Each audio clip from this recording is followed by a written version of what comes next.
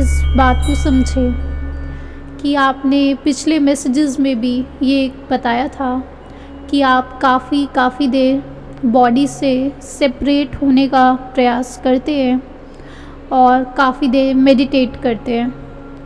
तो बॉडी की जब एक certain level of relaxations achieve हो जाती है तो उसके बाद सारा ध्यान मन पर आता है और मन भी जब शांत होने लगता है तब एक प्रकार का अवधि ज्ञान जिसे बोलते हैं वो खुलने लग जाता है, यानी कि कर्म थोड़े से हल्के हो जाते हैं और अवधि ज्ञान खुल जाता है, या फिर कहें कि आप ही को फ्यूचर दिखने लग जाता है। देखिए, अवधि ज्ञान तो बहुत बड़ा ज्ञान है।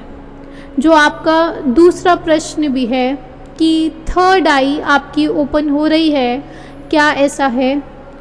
पहली चीज़ आप समझें थर्ड आई ओपनिंग को लेकर कि जब भी ये थर्ड आई ओपन हो रही है तब आपको कोई भी डाउट्स नहीं होते उसको लेकर। आपको किसी से भी पूछना नहीं पड़ेगा कि क्या आपकी थर्ड आई ओपन हुई है या नहीं हुई है, आपको स्वयं से पता चल जाता है। अवधि ज्ञान बहुत बड़ा ज्ञान है, उसको लोग थर्ड आई ओपनिंग की तरह भी कह देते हैं। अभी तो जिन लोगों को अगर है वो आपके सामने नहीं प्रकट होते हैं या फिर गुप्त कर दिया जाता है, लेकिन फिर भी शास्त्रों में जैसे बताया गया है कि अवधि ज्ञान तो पूरे लोक का ज्ञान आ जाता है। इतना बड़ा ज्ञान है कि आपको ये पता चल जाएगा कि पहले स्वर्ग में, दूसरे स्वर्ग में, 8वें स्वर्ग में, 16वें स्वर्ग में इंद्र इस समय क्या कर रहे हैं, इंद्राणियाँ क्या कर रही हैं, कौन से देव क्या कर रहे हैं, क्योंकि आप अवधि ज्ञान आपका पूरा ओपन हो चुका है। इस समय यूएसए में क्या हो रहा है, फ्यूचर में कल क्या होगा, कोई इंसान आ रहा है उसके साथ परसों क्या होगा, उसके साथ अगले जन्म में क्या होगा, उसके अगले जन्म में क्या होगा, आपके पिछले जन्म, दूसरे इंसानों के पिछले जन्म, पूरा ज्ञान खुल जाता है। तो विस्तार बहुत बड़ा है अवधि ज्ञान का कि अवधि ज्ञान वालों को अक्सर ये वहम भी हो सकता है कि हमें केवल ज्ञान हो चुका है, हम तो ओमनिसाइंट हो चुके हैं, और उसी वक्त वो गुण स्थान से नीचे गिर जाते हैं। ये भी लग जाता है कई बार, यानी कि इतना विस्तार होता है अवधि ज्ञान का, लेकिन फिर भी आज भी थोड़ा सा खुल जाता है ज्ञान, क्योंकि जैसे आप शांत होते हैं तो सबका थोड़ा थोड़ा खुलना शुरू हो जाता है। ये पहली चीज़ है कि थोड़ी सी अगर कहीं थर्ड आई ओपनिंग हो रही है तो आपको डाउट्स नहीं होंगे। दूसरा कि थोड़ा बहुत जब आप शांति की अवस्था में जा रहे हैं तो वो संकेत आपको दिखते ही दिखते हैं। आप में से जो भी जन शांत होते चले जाएंगे तो कुछ सालों बाद ये सबके साथ स्थितियाँ प्रकट होती हैं कि आपको पहले ही संकेत मिल जाते हैं कि जो भी होने वाला होता है, आपके मुंह से वो वाक्य निकल जाते हैं, आपको स्वप्न में दिख जाता है। और ये तो बहुत जन है, हम खुद पर्सनली इतने लोगों को जानते हैं जिनके साथ ये होता है, यानी कि डेथ पहले दिख जाती है, कोई न्यू बेबी होने वाला है वो पहले दिख जाता है, पूरी बातचीत दिख जाती है, बहुत सारी चीज़ें दिख जाती है जो भी फ्यूचर में होने वाला है। लेकिन आप इसके आगे समझें कि चाहे व्यंतर देव हो, आप जब किसी रिलीजियस प्लेस में जा रहे हैं और वहाँ पर आप बहुत घंटे ध्यान लगा लेते हैं तो अक्सर मंदिरों में वहाँ पर देवों का निवास होता है, बहुत बार होता है, क्योंकि देव भी भक्ति में लगे हुए होते हैं। तो वहाँ पर आपका संपर्क हो सकता है देवों से। आपके खुद के घर में बैठे हैं और वहाँ आप कोई मंत्र जप कर रहे हैं तो भी देवों से आपका कांटेक्ट बैठ सकता है। और पहले भी आपने इस प्रकार की बात कही थी कि कोई ऐसे एंटिटी थी जिनसे आपका संपर्क हुआ था और आपको बहुत अच्छा लग रहा था उनके साथ। तो एंटिटीज़ तो दिखती ही रहेंगी, ये बात समझिएगा। अभी तो ध्यान शुरू किया है, अब यहाँ पर भटकना नहीं है, ये सब कुछ होता चला जाएगा। आप देखिए अभी तो थोड़ा सा दिख रहा है, आपको इतना ज़्यादा फ्यूचर दिख जाएगा, आपको पूरे पूरे पिछले जन्म दिख जाएंगे, नेक्स्ट क्या होने वाला है, उसका नेक्स्ट क्या होने वाला है, अगले साल क्या होने वाला है, यहाँ तक भी दिखना शुरू हो जाएगा। लेकिन पकड़िएगा बात को, ये सब अनेकों बार, अनंत बार हो चुका है सबके साथ। फिर अटक जाते हैं। सम्यक दृष्टि पर फोकस कीजिए आप। ये सब भटकाव है। किससे भटकाव है? आपकी जो आत्म साधना चल रही है, उस साधना से ये सब कुछ भटकाव है। जैसे आप अभी इधर उधर लोगों से बातें करते हैं, आपका कोई दोस्त आ जाए इधर उधर की बातें कर रहा है, वैसे ही देवी देवता आ जाते हैं। इधर उधर की आप बातें क्यों करना चाहते किसी के साथ? आप क्यों और ज़्यादा बंधन बढ़ाना चाह रहे हैं? किसी और के साथ बातचीत करके, उनके साथ हंसी टिटोली करके, उन्हें इनवाइट करके क्यों करना है ये सब कुछ? ये सब तो स्वतः हो भी जाए तो ऐसा होता है कि बस वैराग, पूरा वैराग होता है। जब तक वैराग नहीं होगा तब तक इन सब में ही उलझते चले जाओगे। अच्छा मेरे को तो देवी देवता दिखे, अच्छा मुझे तो ये एंटिटी दिखी, क्या करना है बात करके? ये आपके आसपास जितने जन आपको दिख रहे हैं, ये सब देवी देवता का ही रूप है। और देवी देवता भी बस सेम ही है, विचारों का भरपिंड है। जैसे इंसान विचारों का भरपिंड है, वो भी विचारों का भरपिंड है, बस शरीर डिफरेंट है। थोड़ी ज़्यादा उन पे अवधि ज्ञान होता है उनके पास, तो वो आपको फ्यूचर की बातें बताते हैं अक्सर। जब आप किसी देवी से कांटेक्ट बिठा लेते हैं या फिर आप किसी को इनवाइट कर लेते हैं, तो वो आपको फ्यूचर बताने लगते हैं। लेकिन इन सब में उलझकर केवल ज्ञान की प्राप्ति नहीं होती है। केवल ज्ञान यानी कि ओमनीसाइंट, यानी कि सेल्फ की रियलाइजेशन, उस पर हमारा ध्यान टिका रहना चाहिए। अगर सेल्फ की रियलाइजेशन से भटके तो ये जन्म इन सब बातचीत और इन सब खेलों में लग जाएगा। ये सब भी खेल है। जैसे क्रिकेट होता है, फुटबॉल होता है, जैसे लोग मूवीज़ जाते हैं, जैसे लोग स्टेडियम जाते हैं, लोग रेस्टोरेंट्स जाते हैं, बस वैसे ही ये ध्यान के क्षेत्र में आए तो ये खेल शुरू हो जाते हैं और इन्हें सिद्धियों का खेल भी कहते हैं। देखिए तांत्रिक होते हैं, खुद हमने भी जाना है बहुत क्लोज में, कि आप हमारे साथ जुड़ जाए और 15 दिन तक का पूरा फ्यूचर, पूरा 15 दिन तक का आपको दिख जाएगा। वो क्या है? वो व्यंतर देवों को बांध रहे हैं, और व्यंतर देवों पे तो अवधि ज्ञान होता है। तो वो अवधि ज्ञान में आपसे जो बंध गया है वो आपको फ्यूचर बताया जा रहा है, और आप सामने वाले को बताए जा रहे हैं, और शुरू हो गया आपका एक बिजनेस। हमें ऐसे किसी भी एक्टिविटीज़ में अगर आप लग जाते हैं, आपका समय निकल जाएगा। तो समय नहीं निकालना। आप तो अभी जैसे ध्यान कर रहे हैं, इसका मतलब आप बहुत प्योर स्टेट्स पर पहुंचते जा रहे हैं। ये संकेत है कि आप प्योरिटी की तरफ आगे बढ़ रहे हैं, और उस संकेत को आप समझिए। वो कैसे होगा? इसी प्योरिटी को कैसे इन्हांस किया जाएगा? वो यही विधि है, समायिक करके, यानी कि समभाव। समभाव यानी कि सबको एक ही दृष्टि से जानना है। हर इंसान को एक दृष्टि से जानना है, हर परिस्थिति को एक ही दृष्टि से जानना है। चाहे स्वर्ग हो चाहे नरक हो, उसे भी एक दृष्टि से जानना है। क्यों महावीर स्वामी ने, राजा श्रेनिक ने जब कहा कि मुझे नरक से बचा लीजिए, तो क्या जवाब दिया कि पुण्य श्रावक की जाकर समायिक खरीद लो, यानी कि समायिक करो, तब जाकर नरक से अपने आप बच जाओगे। क्या है वो? समभाव में जान लो, मैं कौन हूँ जान लिया, यानी कि अब क्या नरक, अब क्या स्वर्ग। क्योंकि जो भी स्वर्ग की एक्टिविटीज़ हो रही हैं वो भी मन और काया पर हो रही है, और जो नर्क की एक्टिविटीज़ हो रही हैं वो भी काया और मन पर प्रकट होंगी, लेकिन मैं दोनों से, काया और मन, शरीर और मन दोनों से बिल्कुल सेपरेट हूँ। और ना ही मैं कुछ कर रहा हूँ, मैं ऑब्जर्वर हूँ, ज्ञाता दृष्टा हूँ। जब ये स्थिति बार बार रिपीटिशन से जान ली जाती है, इसका अभ्यास होता रहता है, तो हमारा दर्शन करेक्ट हो जाता है।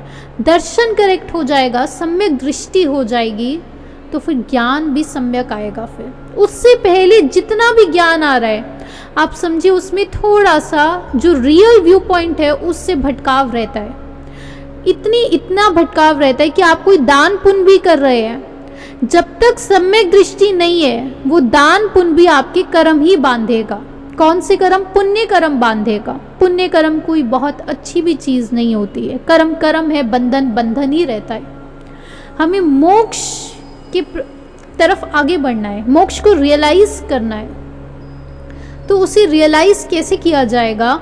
जब मैं कौन हूँ, मैं अकर्ता हूँ, मैं ज्ञाता दृष्टा हूँ, मैं जान रहा हूँ हर स्थिति को समभाव से। बस आप ये भाव भाएंगे। अभी जब भाव भाए जाएंगे तब अपने आप स्थितियाँ प्रकट होंगी कि अब आपके शरीर पर जो हो रहा है वो आपको महसूस नहीं होगा। आप एक उदाहरण से समझिए, और ये उदाहरण हम दे रहे हैं, थोड़ा अपेक्षा से जानिएगा।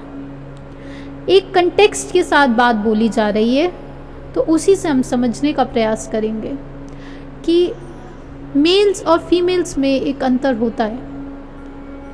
चोट लगेगी, मेल को भी लगेगी, फीमेल को भी लगेगी। फीमेल्स को दर्द ज़्यादा हो रहा है, मेल्स को कम दर्द हो रहा है। क्या कारण है? मेल्स इतना वजन उठा लेते हैं, शरीर कई बार ऐसा लगता है जैसे लोहे का ही हो, और फीमेल का शरीर बहुत नाजुक होता है। ये डिफरेंस कैसे हो पा रहा है? पेन तो दोनों के लिए सेम होना चाहिए, लेकिन नहीं है सेम, क्योंकि पेन के मायने दोनों के लिए डिफरेंट थे।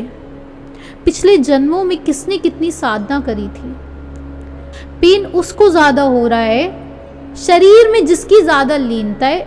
और स्पष्ट कहें तो फीमेल्स की शरीर में ज़्यादा लीनता अक्सर हो जाती है।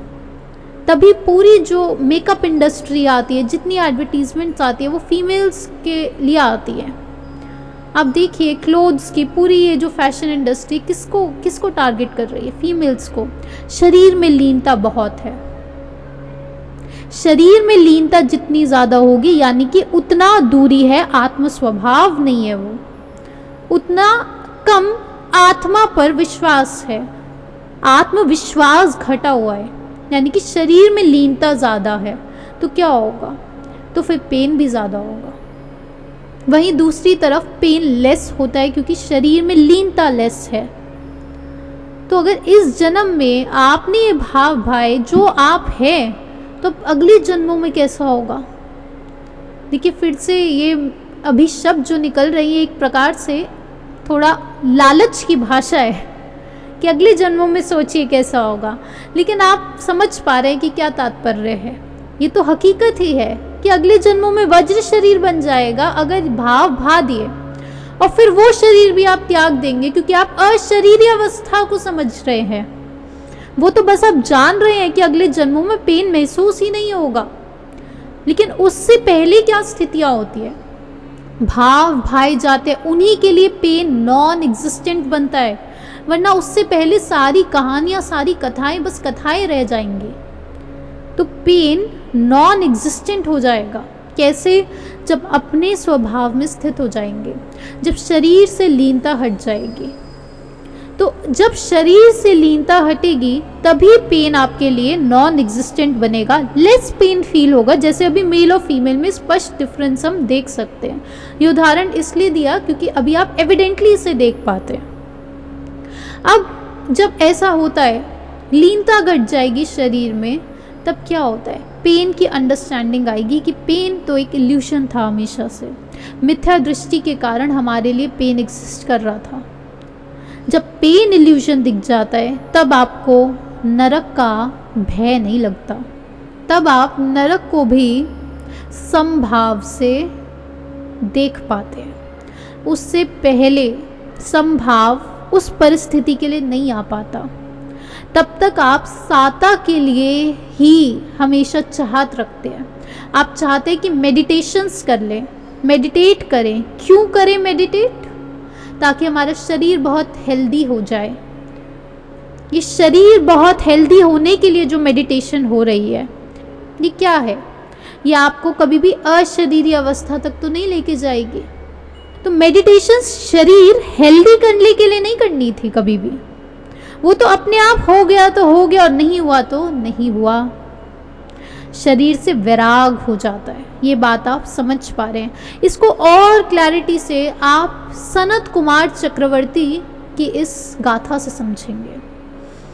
सनत कुमार चक्रवर्ती, जो अभी हमारा अवसर्पणी काल चल रहा है, उसमें 12 चक्रवर्ती हुए हैं। उसमें से जो चौथे चक्रवर्ती थे वो थे सनत कुमार चक्रवर्ती। कहते हैं कि इंद्रदेव ने अपनी सभा में इनकी खूबसूरती का जिक्र किया था, और खूबसूरती ऐसी कि देव जो थे वहाँ पे, 2 देवों को डाउट हो गया कि कोई इस मध्यम लोक पर इतना सुंदर कैसे हो सकता है। देव अक्सर इसे मध्यम लोक ना कहकर मृत्यु लोक भी कह देते हैं। ये मृत्यु लोक उन्हें दिख रहा है क्योंकि उन्हें लगता है कि ऊपर स्वर्ग में तो मृत्यु नहीं होती, यहाँ मृत्यु होती है, ऐसा वहम पड़ जाता है, तो इसका नाम मृत्यु लोक बोल दिया।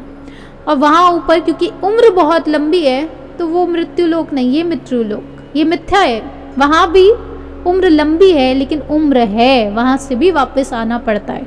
सिद्धांत है ये जो है सत्य है तो है कि जब तक मोक्ष नहीं है तब तक उम्र है, यानी कि जन्म मरण चलता रहेगा। तो अब यहाँ पूरे इस लोक में, इस मध्यम लोक में सबसे सुंदर कौन? सनत कुमार। इंद्रदेव ने कहा। 2 देवों ने सोचा कि हम जाकर खुद मिलकर आएंगे। जब वो यहाँ सनत कुमार से मिलने आते तो वो कुश्ती का अभ्यास कर रहे थे वो उस समय पर, सनत कुमार। तो उन्होंने उस समय उन्हें देख लिया था। फिर उसके बाद सनत कुमार को ये मैसेज पहुंचाया जाता है कि 2 देव आए हैं आपसे मिलने के लिए। तो सनत कुमार को बहुत ज़्यादा खुशी भी हो जाती है और थोड़ा सा उन्हें गर्व भी महसूस होता है कि मैं इतना सुंदर कि मुझे देव देखने आए हैं। तो वो उन्हें वेट कराते हैं। वो खूब आराम से नहाकर, तेल मालिश कराकर, अच्छे अच्छे वस्त्र पहन के, सेंट्स लगाकर कि मैं अपने सबसे अच्छे रूप में देवों के सामने जाऊंगा जब वो मेरी सुंदरता ही देखने आए हैं। और उन्हें खूब इंतज़ार कराते हैं और फिर पहुंचते हैं देवों के सामने। जैसे ही वो देवों के सामने पहुंचते हैं तो देव उन्हें एक ऐसा वाक्य कहते हैं जिसके बाद उनकी पूरी ज़िंदगी बदल जाती है। वो देव कहते हैं कि पहले जब हमने आपको देखा था कुछ देर पहले, तब आप अवश्य ही बहुत सुंदर थे, लेकिन अभी जो हम आपको देखते हैं आपकी सुंदरता घट चुकी है, कम हो चुकी है। तो उन्हें यकीन नहीं होती ये बात। तो देव उन्हें बात समझाने के लिए घड़ा लेते हैं और घड़े में पानी भरते हैं, और उस पानी में से वो जो घड़ा है उसमें से एक बूंद निकाल देते हैं और सबसे कहते हैं आपको दिखा पानी कम हुआ है? सबने कहा हमें तो सेम दिख रहा है। उन्होंने कहा क्योंकि सूक्ष्म दृष्टि नहीं है। सूक्ष्म दृष्टि से देखोगे तो ये जो घड़ा है इसमें से एक बूंद अभी घट चुकी है। बिल्कुल वैसे ही सनत कुमार चक्रवर्ती, आपका ये जो शरीर है ये पल पल पल घटता जा रहा है, इसकी सुंदरता खत्म होती जा रही है। इस शरीर का यही स्वरूप है। तो आप कुछ देर पहले अवश्य ही सुंदर थे, लेकिन अभी आपकी सुंदरता कम हो चुकी है। बिल्कुल उन्हें ये बात ऐसी अंदर उतरी कि अब वो दीक्षा लेंगे। अब चक्रवर्ती जो है वो अपने सबसे इम्पॉर्टेंट चीज़ क्या थी? सुंदरता। वो अपनी सुंदरता का त्याग कर रहे हैं, अपनी सुंदरता का, अपने गौरव का, अपने वैभव का, अपने चक्रवर्ती पद का त्याग कर देते हैं। वो उसका त्याग करके सीधा मुनि बन जाते हैं, दीक्षा ले लेते हैं।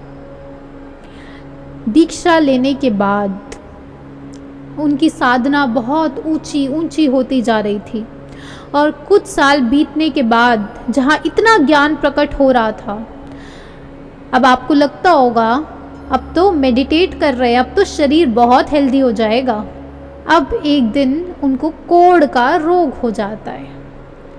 शरीर हेल्दी, शरीर अनहेल्दी, दोनों ही बातें शरीर की है, आपकी नहीं है। आप दूसरों की बातों में इतना इंटरेस्ट क्यों दिखाते हैं? जाने दीजिए, हटा दीजिए। आपकी बातें चल रही हैं, अपनी बातों को सुनकर, अपनी तारीफ़ें सुनकर खुश होए ना। शरीर की तारीफ़ सुनकर क्यों खुश होने हैं? आपकी तारीफ़ कर रहे हैं कि आप हैं सदा प्रसिद्ध, आत्मा है सदा प्रसिद्ध। अब कोढ़ का रोग हो गया है सनत कुमार को। क्या होता है कोढ़ का रोग? पूरे शरीर में से भयानक बदबू आ रही होती है, कीड़े लग रहे हैं शरीर में, शरीर गलना शुरू कर दिया है। और फिर से इंद्रदेव की सभा बैठी है। अब इंद्रदेव से किसी ने प्रश्न पूछा है, देव ने, कि इंद्रदेव प्रभो बताएं कि इस मृत्युलोक में ऐसा कोई साधु है जो बिल्कुल उत्कृष्ट तरीके से साधुचर्या का पालन कर रहा हो, बिल्कुल उत्कृष्ट तरीके से। तो उन्होंने कहा हाँ है एक। वो सनत कुमार चक्रवर्ती जो है वो मुनिराज बन चुके हैं और वो पूरी क्रिया का पालन करते हैं। उन्होंने कहा हम खुद जाकर परीक्षा लेंगे। वो गए देखने और देखा, अरे इन्हें तो इतना भीषण कोढ़ का रोग हो रखा है। रूप बदल लिया, परीक्षा लेंगे, अभी नहीं। अभी इतने में भी संतुष्टि नहीं हुई कि जो चक्रवर्ती इतना सुंदर था आज उसका शरीर गल रहा है, उसे देखकर भी उन्हें शांति नहीं थी। अभी वो तो वैराग में बैठे थे मुनिराज। अब परीक्षा लेने के लिए वो वैद्य का रूप धारण करते हैं।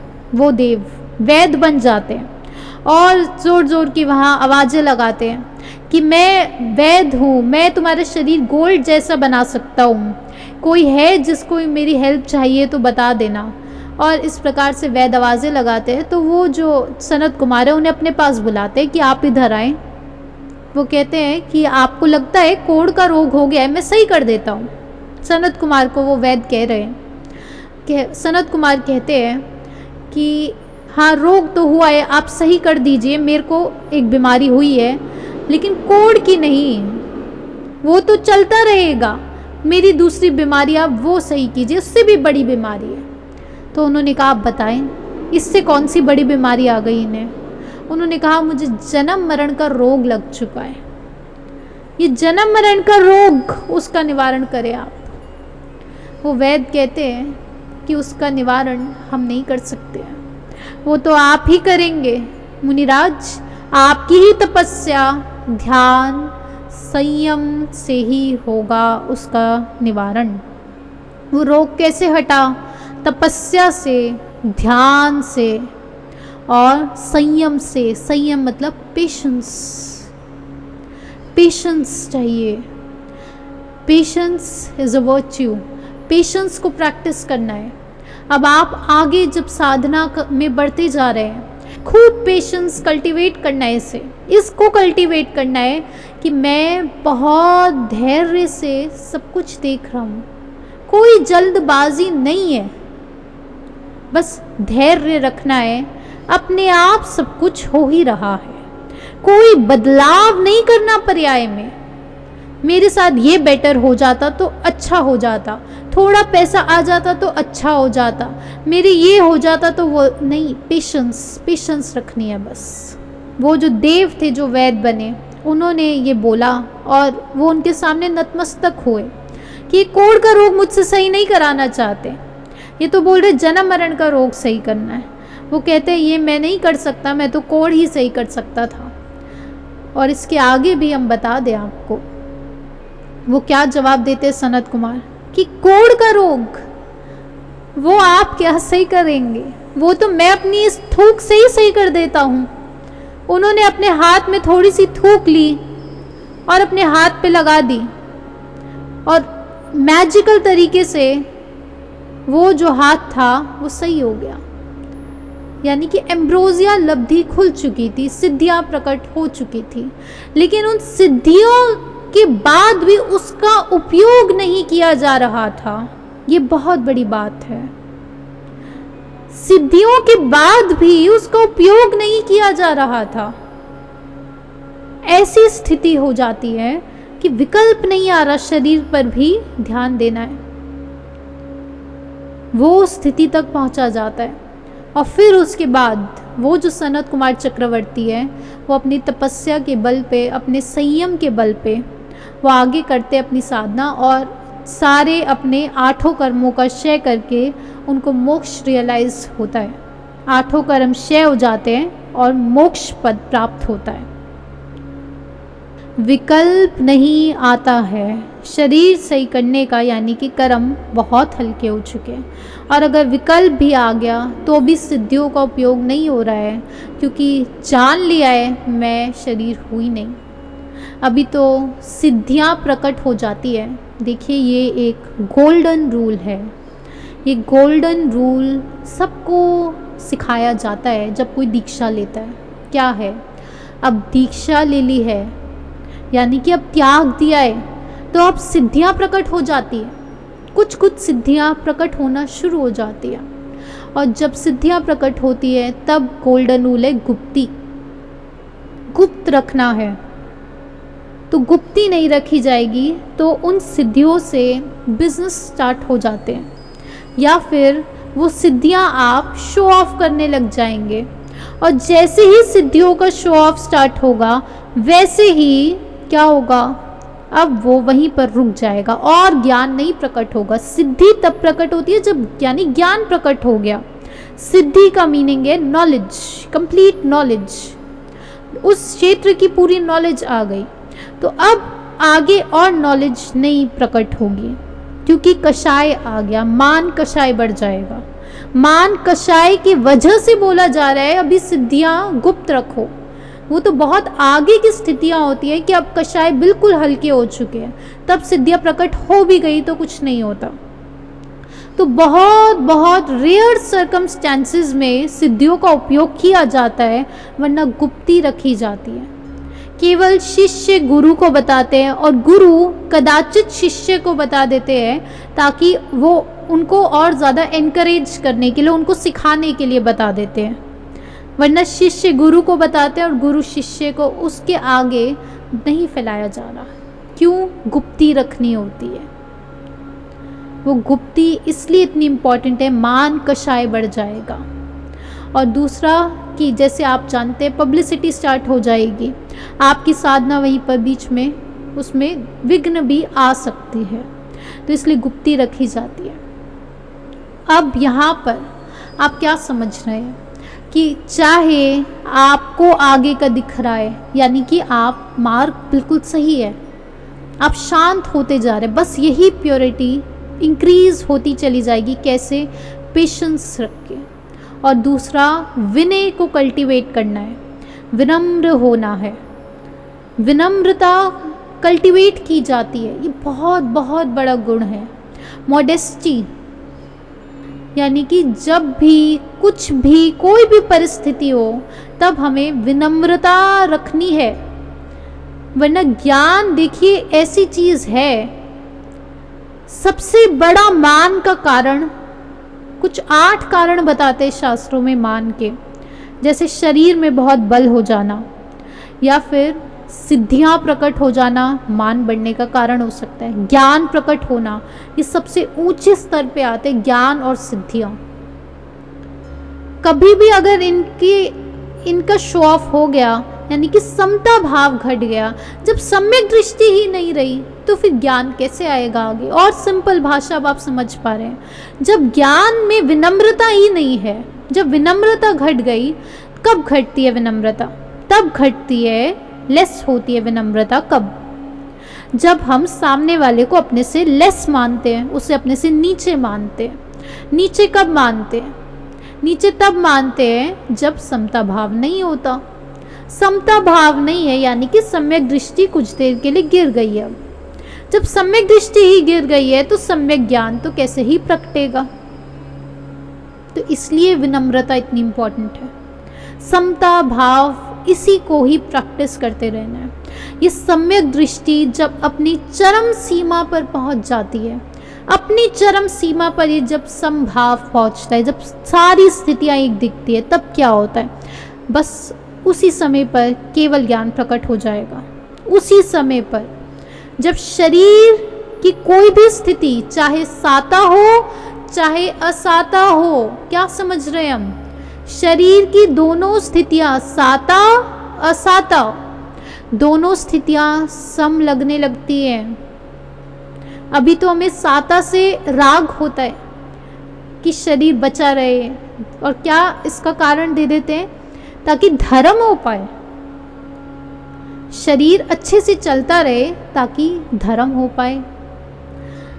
गलत नहीं है बात, ऐसा नहीं है कि ये मार्ग बिल्कुल रॉन्ग है, अब कुछ नहीं होगा, नहीं, ये नहीं कह रहे हैं। लेकिन असली धर्म का मीनिंग कब समझ में आता है, जब शरीर तो पुद्गल मात्र है, शरीर को जब त्याग रहे हैं, यानी कि जब संथारा ले रहे हैं, तब आप उस धर्म के मीनिंग्स की पराकाष्ठा पर पहुंच गए हैं, तब आपको असली मीनिंग समझ में आ चुका है उसका। क्या कि साता और असाता दोनों सिर्फ पर्सपेक्टिव का खेल था हमेशा से। तो मुझे साता से राग नहीं करना था और असाता से भी द्वेष नहीं करना था, दोनों समभाव में जानना है। ऐसा नहीं है कि मुझे पेन हो गया, अरे अरे अरे अरे, वो तो अभी होगा, लेकिन फिर भी मन में भाव रह जाए तो अच्छी बात है, और नहीं रह जाए तो भी अपनी स्थिति को जान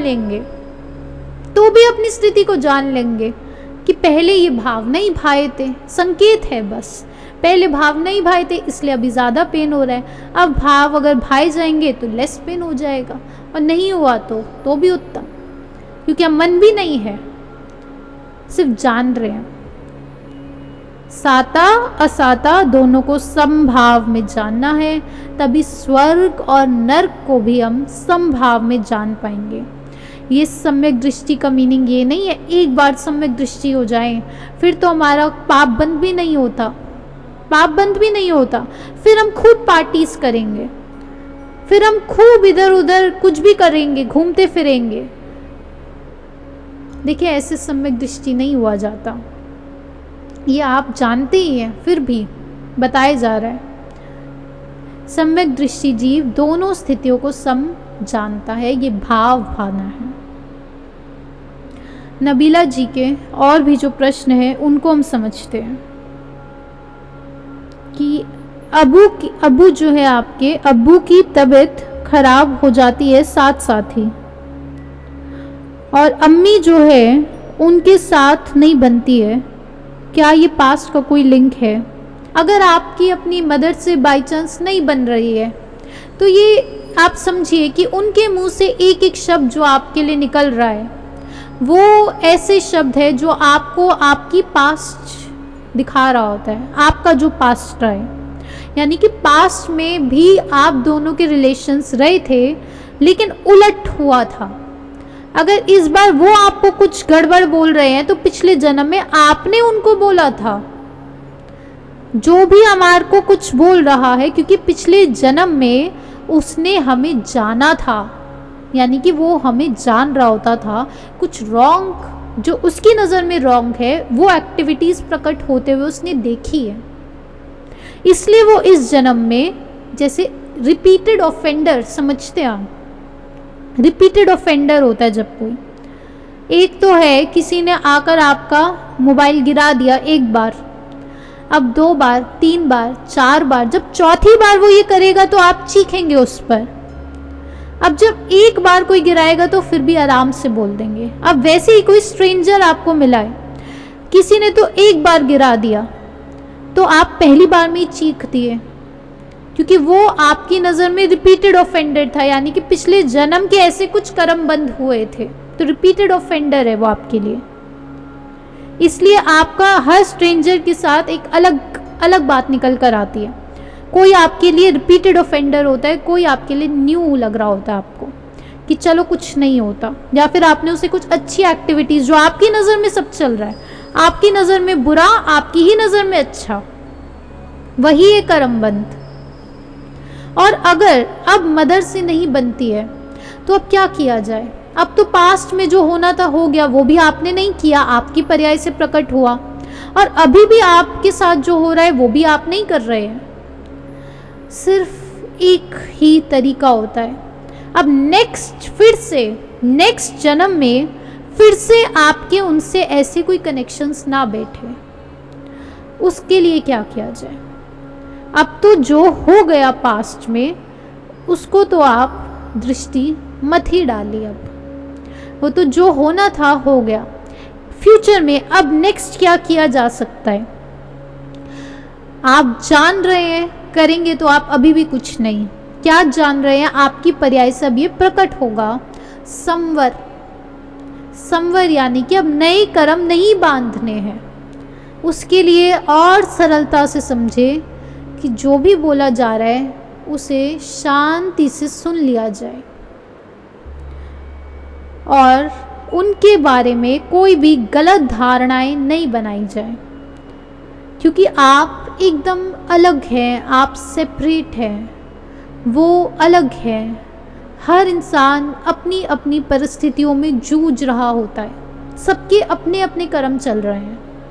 आप बिल्कुल समभाव से, जैसे एक छोटा बच्चा होता है, एक छोटे बच्चे को जैसे आप ट्रीट करते हैं, तो आपकी मदर की उम्र भी अब बड़ी ही होगी।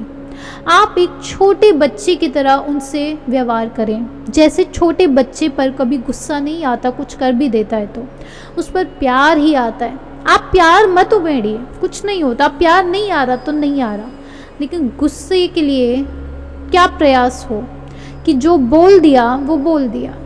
लेकिन ये कब होगा? जब आपको अब मेडिटेशंस में नेक्स्ट क्या करना है वो आप समझेंगे। नेक्स्ट आपको मेडिटेट करना है, मैं कौन हूँ। जब मैं ऑब्जर्वर ही हूँ तो इनके जो वाक्य हैं वो मुझ में तो एंटर नहीं कर रहे हैं। जब वो मुझ में एंटर ही नहीं कर रहे हैं तो फिर बोलना भी क्यों ही है? फ्लो होने देना है, बस फ्लो होते हुए देखना है, बीच में बाधा नहीं बनना है। सब कुछ शरीर और मन पर ही तो आ रहा है, वो आप में तो एंटर नहीं कर रहा है। तो बस यही भाव रख कर आप नेक्स्ट उनसे डील करते हैं। और अब्बू का जो आपका प्रश्न है वो भी हम समझते हैं कि कनेक्शंस तो एग्जिस्ट करते ही हैं। अगर आपकी तबीयत खराब हो रही है तो अब्बू की भी तबीयत खराब हो रही है, क्योंकि आपकी कर्म सेम है। बहुत सारे आप दोनों के कर्म सेम होते हैं, सेम कर्म है। इसी वजह से सेम जगह पर आप मौजूद हुए, पाकिस्तान में सेम क्षेत्र हुआ, सेम टाइम भी है, यानी कि आप भी है, अब्बू भी है, दोनों साथ साथ है।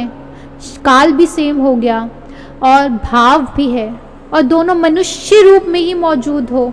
वरना एक कोई एनिमल हो सकता था, आप कोई इंसान हो सकते थे, लेकिन दोनों मनुष्य बने हुए हो, दोनों सेम काल में हो, दोनों सेम क्षेत्र में हो, सेम कर्म है। क्योंकि तो इसलिए कनेक्शंस तो रहता ही है। ट्विन्स पर अक्सर एक्सपेरिमेंट्स होते हैं कि चाहे जितनी दूर हो दोनों, लेकिन फिर भी एक बीमार होता है, दूसरा भी बीमार हो जाता है, क्योंकि इतने ज़्यादा सेम कर्म है उनके। क्योंकि बीमारी कभी बाहर से नहीं आ रही, वो कर्म अनुसार आपके शरीर पे प्रकट होती है। सेम कर्म होने के कारण अगर आप बीमार हैं तो फादर भी बीमार है। आपके कारण, आपकी वजह से फादर को कुछ नहीं हो रहा होता, ना ही फादर की वजह से आप पर कुछ प्रभाव पड़ रहा है, और ना ही मदर की वजह से आपको दुख पड़ रहा है। ये भी समझिए, मदर कुछ कह रही है और आपको दुख हो रहा है, ऐसा नहीं। आप अलग है, आपका पर्सपेक्टिव दुख वाला बन गया बाई चांस। हम समझते हैं, अब आप बिल्कुल क्लियर हो चुके होंगे इसको लेकर। आप ही आप हैं, बाहर कोई कुछ नहीं कर रहा, और आपको लोग कन्विंस करने की कोई कसर नहीं छोड़ेंगे कि आपकी वजह से आपके फादर बीमार हो रहे हैं। मान लेते हैं कि आप कल खीर बनाए और खीर आपने अपने फादर को दी, अब्बू जान को दी, और अब्बू ने खीर खाई और उनको बहुत बीमारी पड़ गई, कुछ बहुत बीमार हो गए। तो आप सब कह सकते हैं कि आपने जो खीर बनाई उसमें कुछ गड़बड़ हुई है, इसलिए अब्बू बीमार हुए।